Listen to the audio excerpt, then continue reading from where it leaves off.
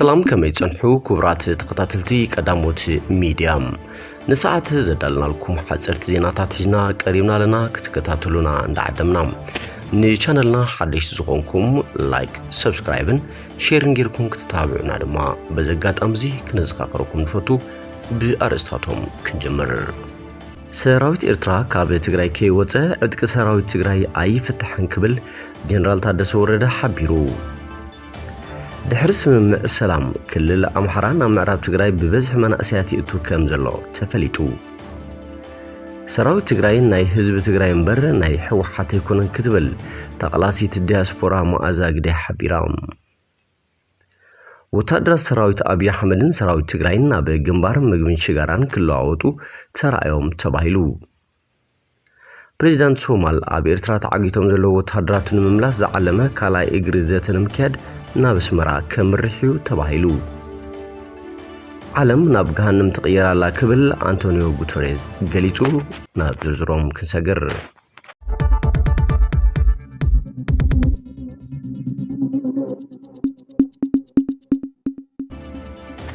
ሰራዊት ኤርትራ ካብ ትግራይ ከይወፀ ዕጥቂ ሰራዊት ትግራይ ኣይፍትሕን ክብል ጀነራል ታደሰ ወረደ ሓቢሩ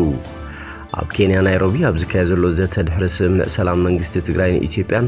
ብክልቲኦም ዛጊድ ልዝብ ዝተጠናኸረ መልክዑ ምቕፃሉ ዝረኸብናይ ሓበሬታ ኣመላኺቱ ይኹን እምበር እቲ ዝግበር ዘሎ ዘተ ወታደራዊ መራሕቲ ትግራይን ኤርትራን ምዕባለ ከም ዘይተረኣየሉ እዩ ተሓቢሩ ናይዚ ቀንዲ ምክንያት ወታደራዊ መራሕቲ ትግራይን ኢትዮጵያን ጀነራል ታደሰ ወረደን ብርሃኑ ጁላን ብዘቅረቡ ሓሳብ ብዘይምስምምዕ ምዃኑ ተፈሊጡሎም ዋና አዛዝ ሰራዊት ትግራይ ጀነራል ታደሰ ወረደ ሰራዊት ትግራይ ዕጥቂ ክፈትሕ እንተኮይኑ መጀመርያ ሰራዊት ኤርትራ ካብ ትግራይ ክወጽ ኣለዎ ኢሉ ብወገን ብርሃኑ ጁላ ድማ ሰራዊት ትግራይ መጀመርያ ከበድቲ ዕጥቅታቱ ይፍታሕ ድሕሪ ሰራዊት ኢትዮጵያ ኣብ ዶባት ትግራይን ኤርትራን ክሰፍሩ ዝብል ሓሳብ ምሃብዩ ተገሊጹ ዘሎም በዚህ ምክንያት ብዛዕባቲ ኣብ ኬንያ ናይሮቢ ዝካየድ ዘሎ ዘተን ዝበጽሖ ደረጃን ክግለጽ ዘይምኻሉ ዝረኸብናይ ሓበሬታ ኣመላኺቱ ኣብቲ ስምምዕ ዘተ ሰራዊት ትግራይ ድሕሪ 10 መዓልቲ ከበድቲ ዕጥቅታቱ ክፈትሕ ድሕሪ 20 መዓልቲ ድማ ቀለልቲ ዕጥቅታቱ ክፈትሕ ዝኽእል እዩ ጀነራል ታደሰ ወረደ ግና ሰራዊት ትግራይ ኣቐዲሙ ዕጥቁ ክፈትሕ ከም ዘይኽእልን ዕጥቁ በቲ ዝተባሃለ ክፈትሕ እንተኮይኑ ድማ መጀመርያ ሰራዊት ኤርትራ ካብ ትግራይ ክወጽእ ከም ዘለዎ ኣስሚሮም ኣለዉ አውዱ አፍሪካ ብዝተኻየደ ስምምዕ ሰላም ግዜ ገደብ ምፍታሕ ዕጥቂ ሰራዊት ትግራይ ከቐምጥ ከሎ ብዛዕባ ሰራዊት ኤርትራ ካብ ትግራይ ዝወጸሉን ሰብኣዊ ሓገዝ ናብ ትግራይ ምእታው ዝጅምረሉን ግዜ ግን ገደብ ኣይተቐመጠሉን ድሕሪ ስምምዕ ሰላም ክልል ኣምሓራ ናብ ምዕራብ ትግራይ ብበዝሒ መናእሰያቱ ይእቱ ከም ዘለዎ ተፈሊጡ ብሕገ መንግስቲ መሰረት ዝገበትክዎ መሬት ወልቃይትን ራያን ክሕደግ ዝብል ስግኣት ዝሓድሮ ተስፋሕፋሒ ሓይሊ ኣምሓራ ኣብ ሓደ ሰሙን ጥራይ ንሑመራን ወልቃይትን ብኣሽሓት ዝቁጠሩ ናይ ኣምሓራ ፍሉይ ሓይሊ ከም ዘእተወ ንምፍላጥ ተኻይሉ እዩ ፍልፍላት ከም ዝሓበርዎ ካብ ውግእ ናብ ዓዶም ክምለሱ ዝነበሩ ሚሊሻታት ኣምሓራ ብኣመራርሓን ኣዘዝቲ ሓይልታት ጸጥታ ኣምሓራን ወልቃይት ዓድኹም እዩ ኣብ ምዕራብ ትግራይ ጽንሑ ተባሂሎም ናብ ጎንደር ካብ ምምላስ ዝተረፉ ከም ዘለውን ተፈሊጡ ነዚ ዝምልከቶ ሕቶ ዝቀረበሉ አብይ አህመድ እቲ ጉዳይ መዕለቢዩ ህዝበ ውሳነ ምዃኑን ኣምሓራ ድማ ነዚ ዝኸውን ምድላዋት ክውግን ምዝራውን እዩ እናተገለጸ ዝርከብ እዚ ማለት ድማ ብዙሕ ሰብ ኣስፍሩ በዝ ህዝቢ ምንታን በሊጽኩም ክትርከቡ ዝብል መልእኽቲ ዝሓዘለ እዩ ብምዃኑ ድማ ኣብ ዝተፈላለዩ ክፋላት ዓለም ሓያል ሰልፍና ካየድ ዝርከቡ ጉዱሳት ዲያስፖራ ተጋሩ እዚ ተግባር እዚ ዝምልከቶም ኣካላት ኣቀዲሞም ክፈልጥዎ ኣብ መልእኽቶም ከቃልሑ ሓሳብ ቀሪብሎም ሰራዊት ትግራይ ናይ ህዝቢ ትግራይ እምበር ናይ ሕወሓት ኣይኮነን ክትብል ተቐላሲት ዲያስፖራ መኣዛ ግደይ ሓቢራም ምስቲ አርቲ ወርልድ ዝተባሃለ ስሙይ ማዕኸን ዜና ዓለም ቃለ ምሕተት ዘካየደት መኣዛ ግደይ ብዛዕባ ዕጥቂ ምፍታሕ ሰራዊት ትግራይ ሰፊሕ መብርሂ ሂባያም እቲ ሚድያ ንመኣዛ ግደይ እዚ ውዕሊ ሰፊሕ ትሕዝቶ ዘለዎ እዩ ግን ድማ ቲፒኤልኤፍ ዕጥቁ ክፈትሕን ንፌደራል መንግስቲ ኣፍልጦ ንክህብ ተሰማሚዑ ኣሎ ኢድ መሃብ ወይ ምምራኽዶ ይመስለክ ክብል ንዝሓተተ ሕቶ ኣብዚ ጉዳይ ርእይቶ ንምሃብ ይሸግረን እዩ ምክንያቱ እቲ ብትግራይ ዝተመረጸ መንግስቲ ገና መብርሂ ኣይሃበሉን ዝበለት ኮይኑ ግና ሓደ ክፍለጥ ዘለዎ ቲፒኤልኤፍ ዝንኖ ወይ ዝእዘዞ ሰራዊት የብሉን እቲ ዘሎ ናይ ትግራይ ሰራዊት ቲዲኤፍ ዝበሃል እዩ እዚ ሰራዊት ድማ ካብ ኩሉ ትግራይ ዝተዋፀ እዩ ምክልኻል ሓይሊ ትግራይ እዩ ክትብል መሊሳ ስለዚ ቲፒኤልኤፍ ንመን ዕጥቂ ከም ዘፍትሕ ርግፀኛ ኣይኮንኩን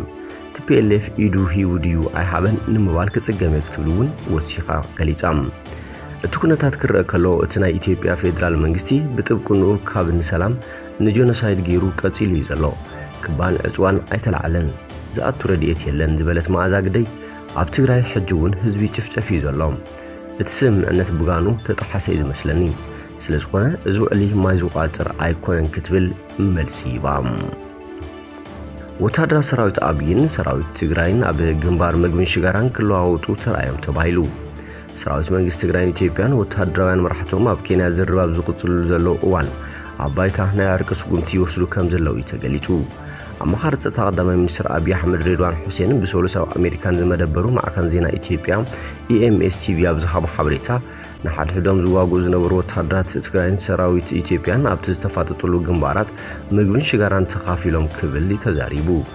بحبار مجبي بلعو شجارون يتكوكو سئلون يسألو نموتات دما بحبار يقبرو لويلو ኣብ ናይሮቢ ኣብ ዝግበር ዘሎ ዝርብ ዝካፈል ዘሎ ሬድዋን ሁሴን ልኡኻት ሕወሓት ነዝኹነታት ዘርኢ ቪድዮታት ከም ዘለዎም እዮም ዝነግሩና ዘለው ክብሉ ገሊጹሎም ሬድዋን እቶም ወታደራት ምክትታልን ምሟትን ባህ ስለ ዘይብሎም